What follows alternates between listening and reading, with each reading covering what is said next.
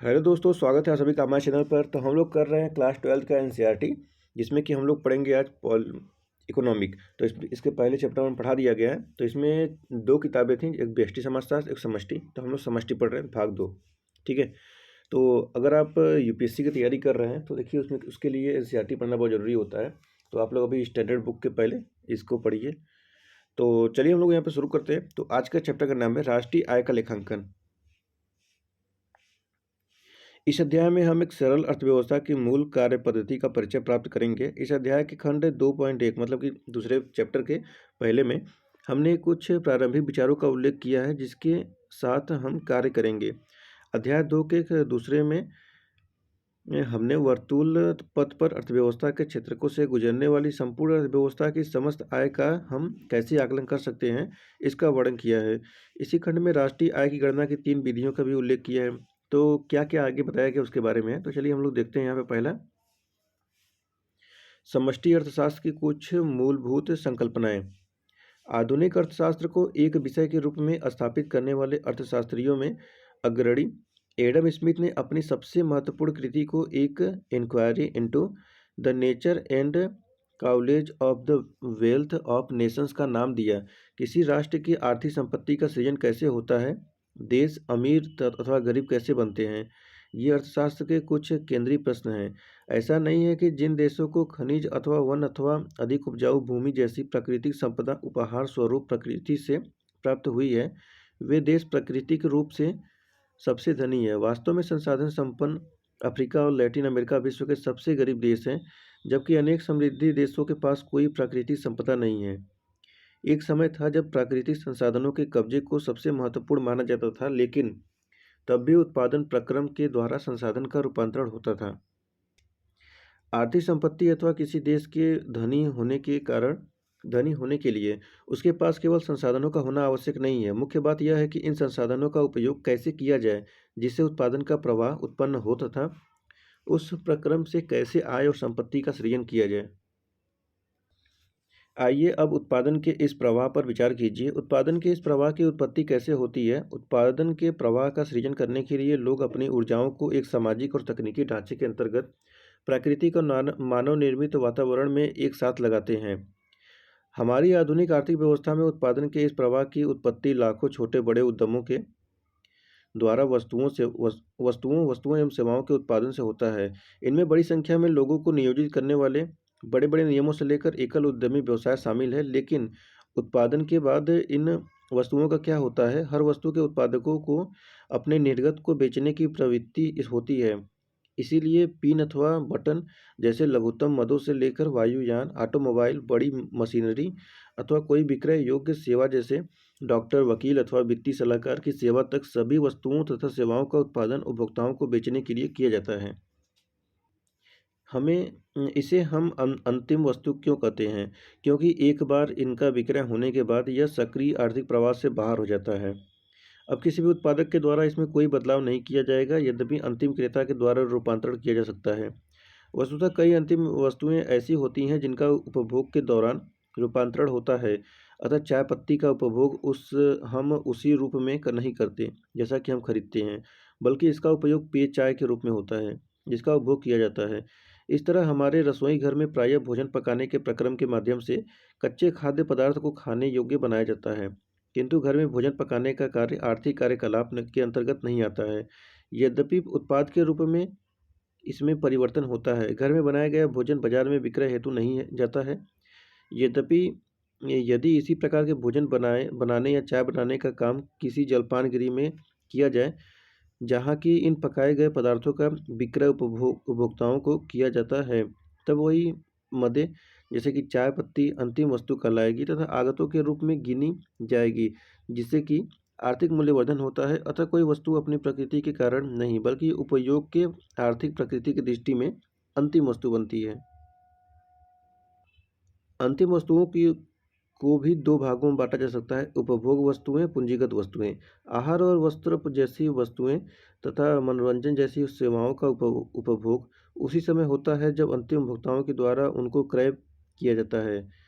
इन्हें उपभोग वस्तुएं या उपभोक्ता वस्तुएं कहते हैं। इसमें सेवाएं भी सम्मिलित है, किंतु सुविधा की दृष्टि से हम उन्हें उपभोक्ताएं उपभोक्ता वस्तुएं कहते हैं। इसके बाद कुछ अन्य प्रकार की भी वस्तुएं होती हैं जो टिकाऊ प्रकृति की होती है और उत्पादन प्रक्रम में उनका प्रयोग होता है। ऐसी वस्तुओं में औजार, उपकरण और मशीन आते हैं। यद्यपि अन्य साध्य वस्तुओं का निर्माण तो करते हैं, लेकिन उत्पादन प्रक्रम में इनके खुद के रूप में कोई परिवर्तन नहीं होता है। ये अंतिम वस्तुएं भी हैं, किंतु यहाँ अंतिम रूप से उपयोग की जाने वाली अंतिम वस्तु नहीं है। यहाँ यह याद कर रहे कि कुछ वस्तुएं जैसे टेलीविज़न सेट, ऑटोमोबाइल, घरेलू कंप्यूटर यद्यपि अंतिम उपभोग की वस्तुएं हैं, फिर भी इनमें एक समान विशेषता होती है जो पूंजीगत वस्तु जैसी होती हैं। यह वस्तुएं टिकाऊ भी है, अर्थात ये तुरंत अथवा अकाल्पनिक उपभोग में नष्ट नहीं होती हैं। इनका जीवन काल आहार और वस्त्र जैसी वस्तुओं की अपेक्षा लंबा होता है। उपयोग होने पर इनमें भी टूट-फूट होती है और मरम्मत अथवा पुर्जे के बदलने अर्थात मशीन की तरह इनकी भी सुरक्षा, रखरखाव और पुनः नवीकरण की आवश्यकता होती है। इसीलिए हम इन वस्तुओं को टिकाऊ उपभोक्ता वस्तुएं कहते हैं। अतः किसी अर्थव्यवस्था में एक दी दी हुई कालावधि में उत्पादित सारी अंतिम वस्तुएं या सेवाओं पर यदि हम विचार करें तो वे या तो उपभोग की वस्तुएं टिकाऊ तथा गैर टिकाऊ के रूप में होती है या पूंजीगत वस्तुओं के रूप में। अंतिम वस्तुओं में आर्थिक प्रक्रम के अंतर्गत पुनः कोई परिवर्तन नहीं होता है। अर्थव्यवस्था में कुल उत्पादन की एक बड़ी मात्रा उपभोग के रूप में समाप्त नहीं होती है और ये पूंजीगत वस्तुएं भी नहीं हैं।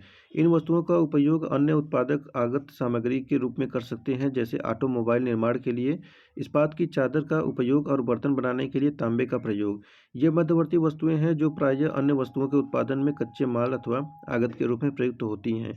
ये अंतिम वस्तुएं नहीं हैं। अब अर्थव्यवस्था में उत्पादन के समान प्रवाह के संदर्भ में विभक्त जानकारी के लिए हमें अर्थव्यवस्था में अंतिम रूप से उत्पादित वस्तुओं के समान स्तर के परिमाणात्मक माप की आवश्यकता होती है। हालांकि परिमाणात्मक आकलन को प्राप्त करने के क्रम में अर्थव्यवस्था में उत्पादित सभी अंतिम वस्तुओं तथा सेवाओं की माप के लिए यह स्पष्ट है कि हमें सामान्य मापदंड की आवश्यकता होती है। कपड़े की माप के लिए जिस मीटर का प्रयोग किया जाता है उससे हम टनों में चावल को नहीं माप सकते हैं और ना ही ऑटोमोबाइल अथवा मशीन की गिनती कर सकते हैं। इसीलिए एक सामान्य माप के पैमाने के लिए मुद्रा का प्रयोग होता है। चूँकि इनमें से प्रत्येक वस्तु का उत्पादन विक्रय के उद्देश्य से किया जाता है, इसीलिए इन विभिन्न वस्तुओं के मौद्रिक मूल्य के कुल योग से अंतिम निर्गत की मात्रा प्राप्त होती है। लेकिन हम केवल अंतिम वस्तु का मूल्यांकन क्यों करते हैं? निश्चित रूप से मध्यवर्ती वस्तुएं किसी उत्पादन प्रक्रम की महत्वपूर्ण आगत है और इन वस्तुओं के उत्पादन में मानव शक्ति और पूंजी स्टॉक का एक महत्वपूर्ण भाग शामिल होता है। चूँकि हम निर्गत के मूल्य का उपयोग करते हैं, इसीलिए हमें यह समझना चाहिए कि अंतिम वस्तु के मूल्य में मध्यवर्ती वस्तु का मूल्य भी शामिल होता है। अलग से उनकी गणना करने पर दोबारा गणना करने से बचा जा सकता है, जबकि मध्यवर्ती वस्तुओं पर विचार करने से कुल आर्थिक कार्यकलाप का पूरा विवरण प्राप्त हो सकता है। फिर भी उनकी गणना से हमारे आर्थिक कार्यकलाप का अंतिम मूल्य अतिशयोक्ति पूर्ण होगा। इस स्तर पर स्टॉक और प्रवाह की संकल्पना की परिचय प्राप्त करना महत्वपूर्ण है। अक्सर हम सुनते हैं कि किसी औसत वेतन 10,000 रुपये हैं अथवा इस्पात उद्योग का निर्गत इतने टन अथवा इतने रुपये मूल्य में है। लेकिन यह कथन अधूरा है, क्योंकि यह स्पष्ट नहीं है कि जिस आय की बात की गई है वह वार्षिक है अथवा मासिक या दैनिक, और इससे अवश्य ही एक बड़ी भिन्नता उत्पन्न होती है। कभी कभी जब संदर्भ परिचित हो तो हम कल्पना करते हैं कि कालावधि ज्ञात है, इसीलिए उसका उल्लेख नहीं करते हैं, किंतु ऐसे सारे कथनों में अंतर्निहित एक निश्चित समयावधि होती है, अन्यथा ऐसे कथन अर्थहीन है। अतः आय अथवा निर्गत अथवा लाभ ऐसी संकल्पना है जिससे तभी अर्थ निकलता है जब अवधि निर्धारित हो। इनको प्रवाह कहते हैं, क्योंकि ये एक समयावधि के लिए होते हैं। अतः हमें इनके परिणामात्मक माप प्राप्त करने के लिए एक समयावधि अंकित करनी पड़ती है। चूँकि किसी अर्थव्यवस्था में अधिकांश लेखांकन कार्य वार्षिक होते हैं, इसीलिए इनमें से अधिकांश को वार्षिक रूप में ही अभिव्यक्त किया जाता है। जैसे वार्षिक लाभ अथवा उत्पादन प्रवाह को एक समयावधि के लिए परिभाषित किया जाता है। इसके विपरीत अंकित समयावधि में एक बार उत्पादित पूंजीगत वस्तुएं अथवा टिकाऊ उपभोक्ता वस्तुओं में ना तो टूट-फूट होती है और ना ही उनका उपभोग होता है। वास्तव में पूंजीगत वस्तुएँ हमें उत्पादन के विभिन्न चक्रों में सेवाएँ प्रदान करती है। फैक्ट्री के भवन और मशीन विशिष्ट समयावधि से असंबद्ध होते हैं। अगर किसी नई मशीन को शामिल किया जाता है तब उसमें सम्मिलन अथवा कमी हो सकती है अथवा मशीन अनुपयोगी होती है तथा उसे बदला नहीं जाता है। इसे स्टॉक कहते हैं। स्टॉक की परिभाषा किसी निश्चित समय पर की जाती है, किंतु हम एक निर्धारित समय अवधि में स्टॉक में परिवर्तन का मूल्यांकन कर सकते हैं। जैसे इस वर्ष कितनी की नई मशीनें शामिल की गई। अतः स्टॉक में इस प्रकार के परिवर्तन प्रवाह है जिनका मूल्यांकन एक निर्देशित समय अवधि में किया जा सकता है। कोई खास मशीनें कोई खास मशीन अनेक वर्षों तक यदि टूट-फूट न हो पूंजी का स्टॉक का हिस्सा हो सकती हैं, लेकिन वह मशीन पूंजी स्टॉक में शामिल नई मशीन के प्रवाह का केवल 1 वर्ष के लिए हिस्सा हो सकती हैं। स्टॉक परिवर्तों और प्रवाह परिवर्तों के बीच अंतर को समझने के लिए मान लीजिए कि एक नल से किसी हौज को भरा जा रहा है। नल से प्रति मिनट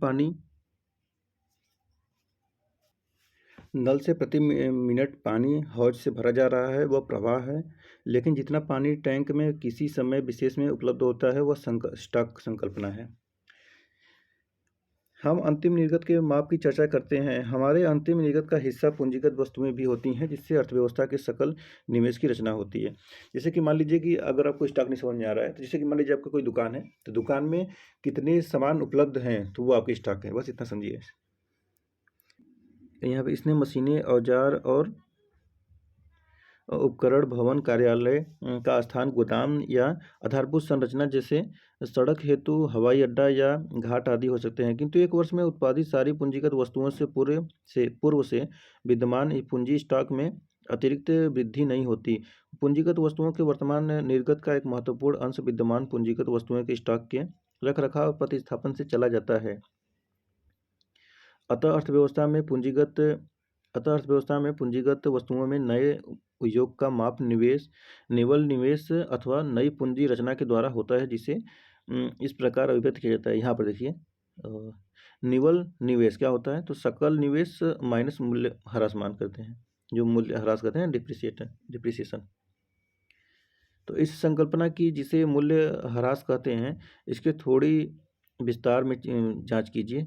मान लीजिए कोई फर्म नई मशीन में निवेश करती है। यह मशीन अगले 20 वर्षों तक कार्य कर सकती है, जिसके बाद इसकी मरम्मत अथवा इसे बदलने की जरूरत हो सकती है, जिसे हम कल्पना कर सकते हैं। यदि प्रत्येक वर्ष के उत्पादन प्रक्रम में मशीन का धीरे धीरे घिसावट हो रहा हो, तो मानो प्रत्येक वर्ष इसकी वास्तविक मूल्य में 20वें भाग के बराबर मूल्य ह्रास होता है। अतः 20 वर्ष के बाद प्रतिस्थापन के लिए थोक निवेश पर विचार करने के बदले हम प्रतिवर्ष वार्षिक मूल्य के ह्रास लागत पर विचार कर सकते हैं। एक सामान्य समझ जिसमें मूल्य ह्रास शब्द का प्रयोग तथा उसकी संकल्पना को लिया गया है, वह किसी विशिष्ट पूंजीगत वस्तु का प्रत्याशित जीवन काल है।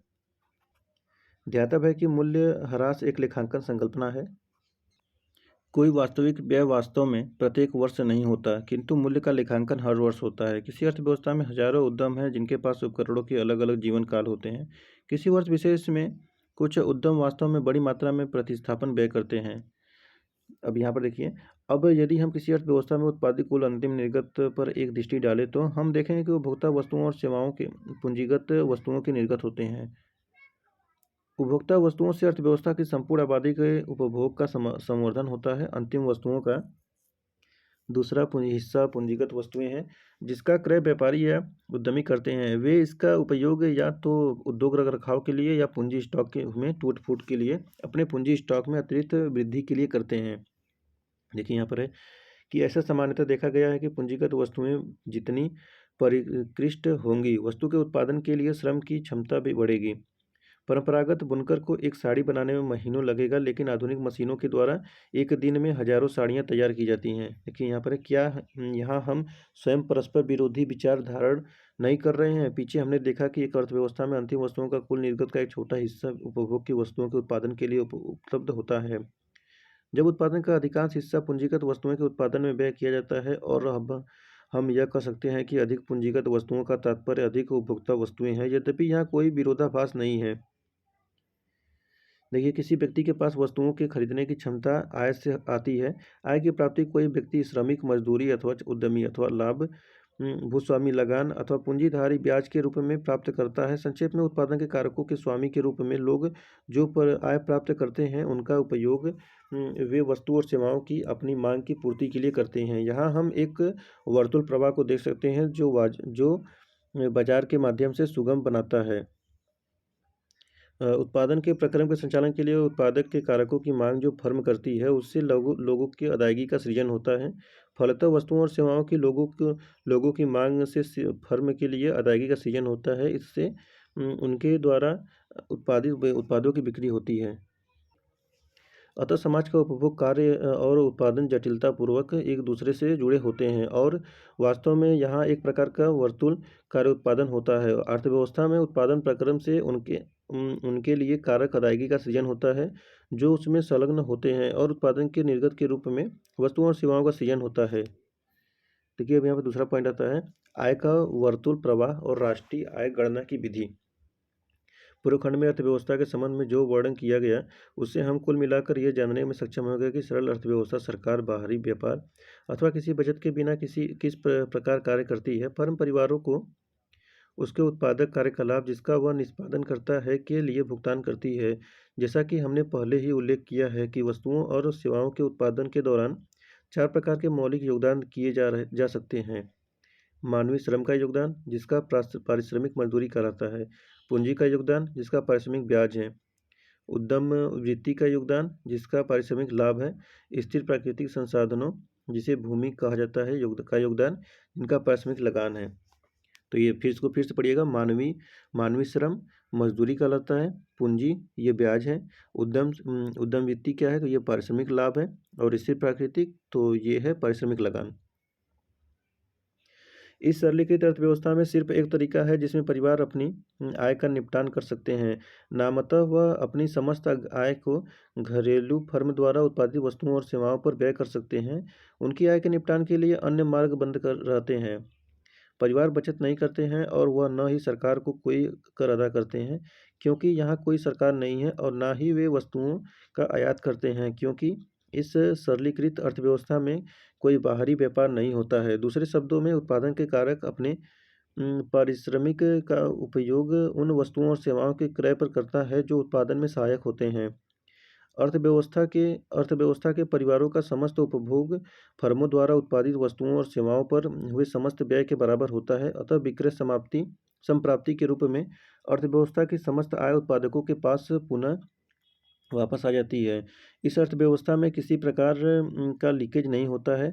अर्थव्यवस्था अर्थात फर्म द्वारा कारक अदायगी उत्पादन के चारों कारकों द्वारा अर्जित पारिश्रमिक का कुल योग के रूप में वितरित राशियों का कुल योग और उनके द्वारा विक्रय संप्राप्ति के रूप में प्राप्त समस्त उपभोग मूल्य में कोई अंतर नहीं होता है।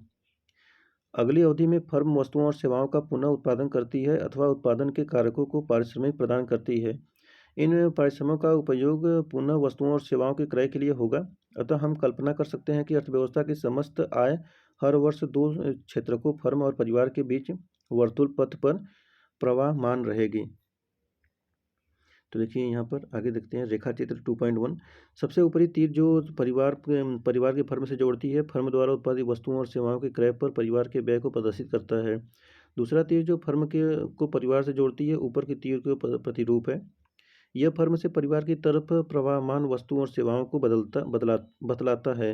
दूसरे शब्दों में यह प्रवाह है जो कि परिवार व्यय करके फर्मों से प्राप्त करते हैं। देखिए यहाँ पर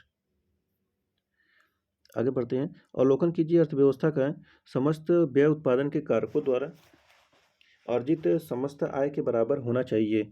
ए और सी पर प्रवाह समान है। अब मान लीजिए कि किसी समय विशेष में परिवार फर्मों द्वारा उत्पादित वस्तुओं और सेवाओं पर अधिक व्यय करने का निर्णय लेते हैं। कुछ देर के लिए हम इस प्रश्न को छोड़ दें कि अतिरिक्त व्यय के लिए उनके पास मुद्रा कहाँ से आएगी क्योंकि वे पहले ही अपनी पूरी आय व्यय कर चुके हैं। अब यदि वह वस्तुओं और सेवाओं पर अधिक व्यय करते हैं तो फर्म इस अतिरिक्त मांग की पूर्ति के लिए अधिक उत्पादन करेगी। चूंकि वे अधिक उत्पादन करेगी इसलिए फर्मों को उत्पादन के कारकों को अतिरिक्त पारिश्रमिक देना चाहिए। फर्म कैसे मुद्रा की अतिरिक्त राशि अदा करेगी? अतिरिक्त कारक अदायगी अतिरिक्त वस्तु और सेवाओं के मूल्य के बराबर होना चाहिए। अर्थव्यवस्था के उपयुक्त रेखाचित्र उदाहरण को सर्वसम्मति के सरलीकृत अर्थव्यवस्था के रूप में माना जाता है। ऐसी कहानी जो एक काल्पनिक अर्थव्यवस्था के क्रियाकलाप का वर्णन करती है, समष्टि अर्थशास्त्री मॉडल कहलाती है। तो आता है यह पहला पॉइंट, उत्पाद अथवा मूल्य वर्धित विधि। तो देखते हैं क्या है। उत्पाद विधि में हम उत्पादित वस्तुओं और सेवाओं के वार्षिक मूल्य की गणना करते हैं यदि 1 वर्ष के समय की और इकाई हो। इसकी गणना कैसे की जाए? क्या हम अर्थव्यवस्था के सभी फर्मों द्वारा उत्पादित वस्तुओं और सेवाओं का योग करते हैं? इन प्रश्नों को समझने में निम्नलिखित उदाहरण सहायक होगा। मान लीजिए कि अर्थव्यवस्था में केवल 2 प्रकार के उत्पादक हैं। वे गेहूँ उत्पादक किसान और ब्रेड निर्माता बेकर हैं। गेहूँ उत्पादक गेहूँ का उत्पादन करते हैं और उन्हें मानव श्रम के अलावा किसी भी प्रकार के आगत की आवश्यकता नहीं होती है। वे गेहूँ का कुछ अंश बेकर को बेचते हैं। बेकर को ब्रेड के उत्पादन में गेहूँ के अतिरिक्त अन्य किसी कच्चे माल की आवश्यकता नहीं होती। मान लीजिए कि 1 वर्ष में किसान द्वारा उत्पादित गेहूँ का मूल्य 100 रुपये है। इनमें से वे 50 रुपये मूल्य का गेहूँ बेकर को बेचते हैं। बेकर गेहूँ की इस मात्रा का उपयोग करके 1 वर्ष के दौरान 200 रुपये मूल्य का ब्रेड बनाता है। अर्थव्यवस्था कुल उत्पादन का मूल्य कितना है? यदि हम क्षेत्रकों के उत्पादन के मूल्यों का योग सरल तरीके से निकालें तो 200 रुपये बेकरों द्वारा उत्पादित 100 रुपये किसानों के उत्पादन के मूल्य को जोड़ देंगे, परिणाम 300 रुपये आएगा। देखिए जैसे यहाँ पर दिया गया है, किसान 100 रुपये कमाता है, बेकर 200 रुपये। फिर प्रयुक्त मध्यवर्ती वस्तुएं 0 यहाँ पे, लेकिन यहाँ पे 50 है। फिर मूल्यवर्धी यहाँ पे 100 है तो यहाँ पे 200 और फिर -50 यानी 150 रुपये कर देंगे। तो उपयुक्त उदाहरण से समझिए कि यहाँ सभी परिवर्तों को मुद्रा के रूप में अभिव्यक्त किया गया है।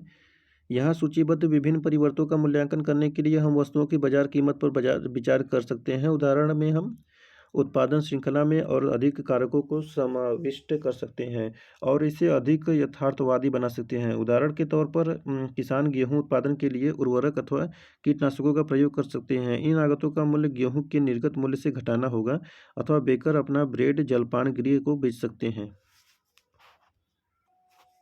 ध्यातव्य है कि मूल्य वर्धित की गणना करते समय फर्म के उत्पादन का मूल्य लिया जाता है, किंतु फर्म अपने सारे उत्पादन को नहीं बेच पाती है।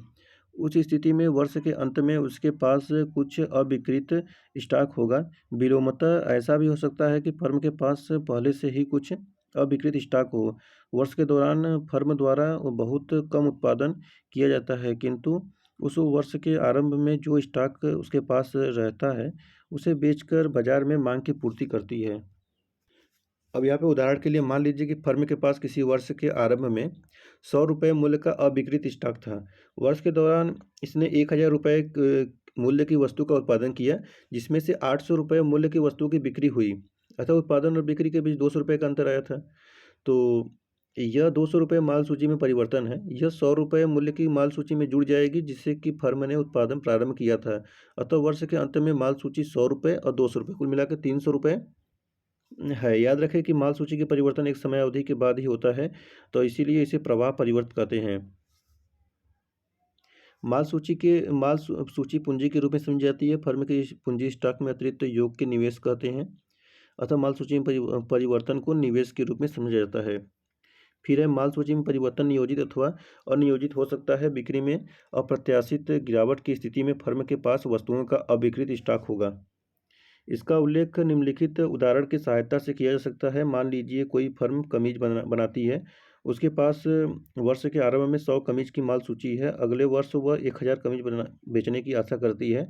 अतः वह 1000 कमीज का उत्पादन करती है और वर्ष के अंत में 100 कमीज की माल सूची रखना चाहती है, किंतु वर्ष के दौरान अप्रत्याशित रूप से कमीज की बिक्री कम होती है। फर्म केवल 600 कमीज ही बेच पाती है। इसका अर्थ है कि 400 कमीज अविक्रय रह जाती है। वर्ष के अंत में फर्म के पास 400 + 100 यानी 500 कमीजें हैं। माल सूची में 100 की अप्रत्याशित वृद्धि अनियोजित माल सूची संचय का उदाहरण है। अब आगे आता है व्यय विधि क्या होता है। सकल घरेलू उत्पाद की गणना की एक वैकल्पिक विधि उत्पाद के मांग पक्ष को दृष्टि में रखकर करती है। इस विधि को व्यय विधि कहते हैं। उपर्युक्त किसान बेकर वाले उदाहरण में जिसकी चर्चा हम पहले कर चुके हैं, अर्थव्यवस्था में व्यय विधि से निर्गत के समस्त मूल्य की गणना निम्नलिखित विधि से होगी। इस विधि में प्रत्येक फर्म द्वारा प्राप्त अंतिम व्ययों का योग प्राप्त करते हैं। अंतिम व्यय का वह अंश है जिसे मध्यवर्ती उद्देश्यों से ग्रहण नहीं किया जाता है। बेकर किसान से 50 रुपये मूल्य का गेहूं खरीदता है। यहाँ गेहूं मध्यवर्ती वस्तु हैं, अतः यह अंतिम व्यय के श्रेणी में नहीं आता है। इस प्रकार अर्थव्यवस्था के निर्गत का समस्त ₹200 बेकर द्वारा प्राप्त अंतिम व्यय ₹50, किसान द्वारा प्राप्त अंतिम व्यय ₹250 प्रति वर्ष। अब आय विधि देखिए, तो आरंभ में जैसा कि हमने उल्लेख किया है कि अर्थव्यवस्था में अंतिम व्यय का योग उत्पादन के सभी कारकों की सम्मिलित आय, यानी अंतिम वस्तु पर किया गया व्यय है, इसमें मध्यवर्ती वस्तु पर किया गया व्यय सम्मिलित नहीं है, के बराबर होता है। यहाँ इस सरल विचार का अनुपालन होता है कि सभी फर्मों के द्वारा सम्मिलित रूप से अर्जित राजस्व का वितरण उत्पादन के कारकों के बीच वेतन, मजदूरी, लाभ, ब्याज, अर्जन और लगान के रूप में होना चाहिए। मान लीजिए कि अर्थव्यवस्था में परिवारों की संख्या m है, वे आयव्यय परिवार के द्वारा किसी वर्ष विशेष में प्राप्त मजदूरी और वेतन को WI मान लें। इसी प्रकार PI, INE और REI जो है क्रमशः सकल लाभ, ब्याज अदायगी और लगाने की आय व्यय परिवार के द्वारा किसी वर्ष विशेष प्राप्त होता है। यहाँ पर देखिए तालिका दिया हुआ है फर्म ए और बी के सकल घरेलू उत्पाद। तो देखिए यहाँ पे बिक्री है, मध्यवर्ती और खपत। बिक्री हुआ है 50, यहाँ पे 200, मध्यवर्ती 0 है तो यहाँ 50 है, मूल्यवर्ती 50 है तो यहाँ 150 है, जिससे पहले वाला था ऐसे अब भी है। यहाँ पर तालिका दूसरा वाला भी दिया है, यहाँ पे मजदूरी और लाभ है, तो फर्म ए और बी में 20 और 60, यहाँ पे 30 और 90 हुआ है। चलिए हम चौथा लाइन देखते हैं। तो चौथा पॉइंट है साधन लागत आधारित कीमतें तथा बाजार कीमतें। भारत में राष्ट्रीय आय का सर्वाधिक महत्वपूर्ण मापक साधन लागत पर जीडीपी रहा है। भारत सरकार का कोई सांख्यिकी कार्यालय साधन लागत पर जीडीपी तथा बाजार कीमत पर जीडीपी का आकलन करता रहा है। 2015 में किए गए पुनः अवलोकन में सीएसओ ने लागत पर जीडीपी को आर्थिक आधारित कीमतों पर सकल मूल्य वृद्धि द्वारा प्रतिस्थापित कर दिया है तथा अब बाजार कीमत पर जीडीपी, जिसे अब केवल जीडीपी कहा जाता है, वह अब सर्वाधिक महत्वपूर्ण मापक है। अब यहाँ पर तीसरा पॉइंट है कुछ समष्टि और शास्त्रीय तादात्म्य। तो सकल घरेलू उत्पाद में किसी घरेलू अर्थव्यवस्था के अंतर्गत एक वर्ष के दौरान अंतिम वस्तुओं और सेवाओं के समस्त उत्पादन की माप की जाती है, किंतु इसका संपूर्ण उत्पादन देश की जनता को प्राप्त नहीं हो सकता है। उदाहरण के लिए भारत के नागरिक सऊदी अरब में मजदूरी अर्जित करते हैं, जो सऊदी अरब के सकल घरेलू उत्पाद में शामिल होगा। वैधिक रूप से वह एक भारतीय है। भारतीयों के द्वारा अर्जित आय अथवा भारतीय के स्वामित्व के उत्पादन के कारकों के अर्जित आय की माप करने की क्या कोई विधि है? जब हम ऐसा करते हैं तो समता बनाए रखने के लिए हमें विदेशियों द्वारा अर्जित आय जो हमारी घरेलू अर्थव्यवस्था के अंतर्गत कार्यरत है अथवा विदेशियों के स्वामित्व वाले उत्पादन के कारकों को की गई अदायगी को अवश्य घटा देना चाहिए। उदाहरणतः कोरियाई स्वामित्व की हुंडई कार फैक्ट्री के द्वारा अर्जित लाभ को भारत के सकल घरेलू उत्पाद से घटाना होगा। तो इस तालिका से हम लोग समझेंगे कि बुनियादी राष्ट्रीय आय समुच्चय क्या है, जैसे कि बाजार कीमत पर सकल घरेलू उत्पाद जीडीपी, एमपी क्या है, मार्केट प्राइस। तो जीडीपी एक देश की घरेलू सीमा में एक वर्ष में उत्पादित सभी अंतिम वस्तुओं तथा सेवाओं का बाजार मूल्य है। सभी निवासियों तथा गैर निवासियों द्वारा दिए गए उत्पादन को शामिल किया जाता है, चाहे उत्पादन का स्वामित्व एक स्थानीय कंपनी का हो या एक विदेशी स्वामित्व का। सभी चीज़ों का मापन बाजार कीमतों पर होता है, जैसे GDP market price equal to C+I+G+X, यानी एक्सपोर्ट इंपोर्ट है। उसके बाद आता है साधन लागत पर जीडीपी फैक्टर कॉस्ट है। तो साधन लागत पर जीडीपी बाजार कीमतों पर जीडीपी में से शुद्ध अप्रत्यक्ष कर घटाने पर प्राप्त होती है। बाजार कीमतें वही कीमतें हैं जो उपभोक्ताओं द्वारा की जाती हैं। बाजार कीमतों में उत्पाद करों तथा उत्पादों को भी शामिल किया जाता है। साधन लागत शब्द का उपयोग उत्पादकों द्वारा की गई कीमत के लिए किया जाता है। अतः साधन लागत बाजार कीमतों में से शुद्ध अप्रत्यक्ष करों को घटाने पर प्राप्त होती है। साधन लागत पर जीडीपी एक देश की घरेलू सीमा में एक वर्ष में फर्मों द्वारा किए गए उत्पादन के मौद्रिक मूल्य का माप है। जैसे कि देखिए यहाँ पर है जीडीपी, तो यहाँ पर इसमें से जीडीपी मार्केट प्राइस घटाकर एनआईटी घटा देंगे। फिर तीसरा आता है बाजार कीमतों पर शुद्ध घरेलू उत्पाद। तो इससे नीति निर्धारकों को यह पता चलता है कि चालू जीडीपी को बनाए रखने के लिए देश को कितना खर्चा करना पड़ेगा। यदि मूल्यह्रास के कारण हुई पूंजी स्टॉक की हानि को विस्थापित नहीं किया जाता तो जीडीपी घटेगा। तो यहाँ पे NDP market price equal to GDP market price minus depreciation. उसके बाद है चौथा साधन लागत पर एनडीपी फैक्टर कॉस्ट। तो साधन लागत पर एनडीपी उत्पादन के साधनों द्वारा मजदूरी, लाभ, लगान तथा ब्याज के रूप में देश की घरेलू सीमा के भीतर अर्जित आय है। तो NDP factor cost equal to NDP market price minus निवल उत्पादन कर। फिर पाँचवा आता है बाजार कीमतों पर सकल राष्ट्रीय उत्पाद जीएनपी मार्केट प्राइस। तो एक देश के सभी उत्पादन के साधनों द्वारा एक वर्ष में उत्पादित सभी अंतिम वस्तुओं तथा सेवाओं का मूल्य जीएनपी मार्केट प्राइस है तथा इसे बाजार कीमतों पर मापा जाता है। जीएनपी मार्केट प्राइस में एक देश के सभी नागरिकों द्वारा उत्पादित आर्थिक उत्पादन को शामिल किया जाता है, चाहे वे नागरिक राष्ट्रीय सीमा के भीतर स्थापित हो अथवा विदेशों में। सभी चीज़ों को मूल्यांकन बाजार कीमत पर होता है। GNP market price equal to GDP market price plus NFIA. फिर छठा आता है साधन लागत पर GNP. GNP factor price factor cost. तो साधन लागत पर जीएनपी एक अर्थव्यवस्था के सभी उत्पादन के साधनों द्वारा उत्पादन का माप है। GNP factor cost equal to GNP market price minus निवल उत्पाद का कर माइनस निवल उत्पाद कर। फिर यहाँ पर है उत्पाद कीमतों पर शुद्ध राष्ट्रीय उत्पादन एनएनपी मार्केट प्राइस। तो यह इस बात का मापदंड है कि एक देश एक निश्चित समय अवधि में कितना उपयोग कर सकता है। एनएनपी देश के नागरिकों द्वारा किए गए उत्पादन का माप है, चाहे वह उत्पादन के देश के घरेलू सीमा में किया गया हो। जैसे NNP market price equal to GNP market price minus depreciation, या तो फिर एनडीपी प्लस एनएफआईए हो जाएगा। आठवां आता है साधन लागत पर एनएनपी या एनएनपी फैक्टर कॉस्ट अथवा राष्ट्रीय आय national income.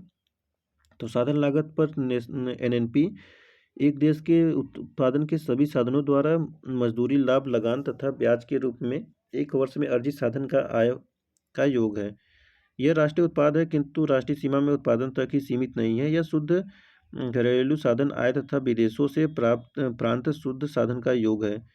National income equal to NNP market price minus निवल उत्पाद का कर और निवल उत्पादन कर equal to NDP plus NFIA equal to NNP factor cost.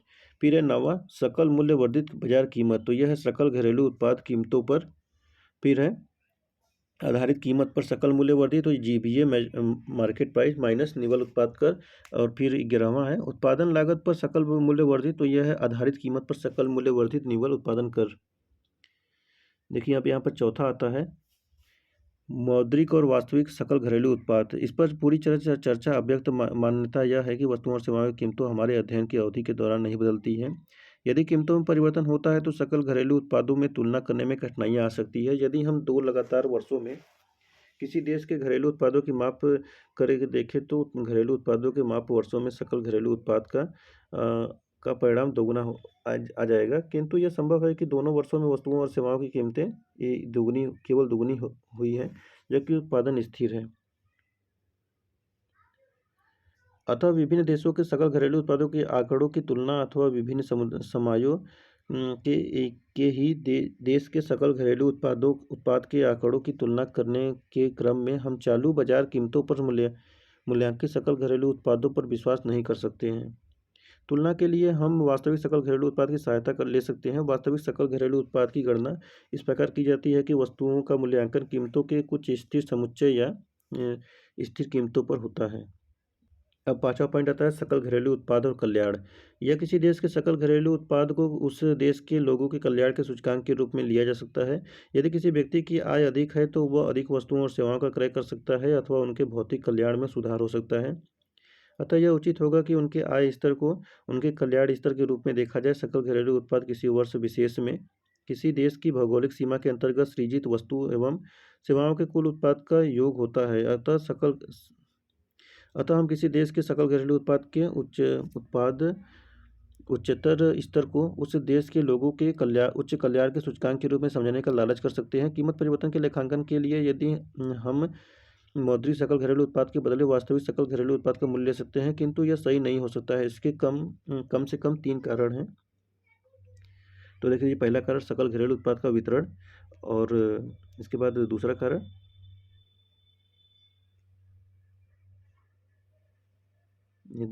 है ये गैर मौद्रिक विनिमय, और फिर बाहरी कारण होता है। तो देखिए इसका हम लोग सारांश देख लेते हैं। अति मौलिक स्तर पर समष्टिगत अर्थव्यवस्था, जिस अर्थव्यवस्था का अध्ययन हम समष्टि अर्थव्यवस्था में करते हैं, कि कार्य पद्धति को वर्तुल पथ में देखा जा सकता है।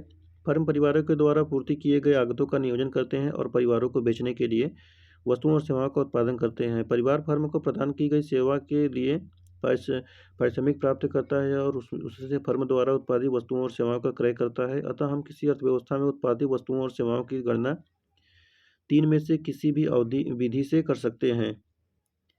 जिसे पहला है कारक अदायगी के समस्त मूल्यों की माप करके आय विधि, दूसरा है फर्मों द्वारा उत्पादित वस्तुओं और सेवाओं के समस्त मूल्य की माप करके उत्पाद विधि, तीसरा है फर्मों द्वारा प्राप्त व्यय के समस्त मूल्य की माप करके व्यय विधि। उत्पाद विधि में दुहरी गणना को दूर करने के लिए हमें मध्यवर्ती वस्तुओं के मूल्य को घटाना होगा और अंतिम वस्तुओं और सेवाओं के समस्त मूल्य को ही ग्रहण करना होगा। तो देखिए इस प्रकार ये समाप्त होता है। देखिए यहाँ पे कुछ क्वेश्चन आंसर है, तो इसको क्वेश्चन आंसर कर सकते हैं। चलिए, तो इस प्रकार ये चैप्टर समाप्त हो चुका है। हम लोग मिलेंगे नेक्स्ट वीडियो में चैप्टर 3 में। धन्यवाद।